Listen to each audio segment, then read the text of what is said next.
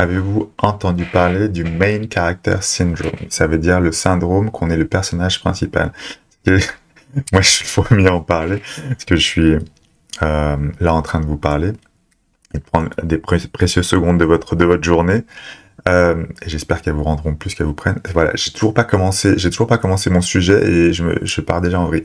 Le Main Character Syndrome, en fait, ça me parle beaucoup parce que pour des artistes, souvent, on a l'impression euh, soit d'être complètement issu de la société, soit d'être vraiment au centre et d'être génial, alors qu'on se rend pas compte que en fait, il y a un milliard d'artistes et un milliard d'idées tout autour de nous.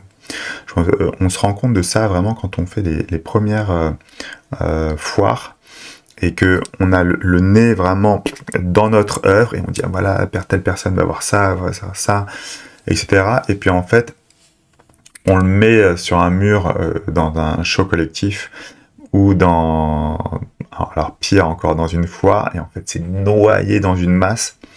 Alors je dis pas qu'il faut créer pour des salons d'art, mais par contre c'est intéressant, je pense que c'est un vrai défi pour les artistes d'arriver à sortir de leurs conditions et de voir qu'est-ce que leur œuvre est pour les autres et par rapport à un contexte donné, un contexte socio, professionnel, économique, culturel, et d'arriver vraiment à dézoomer.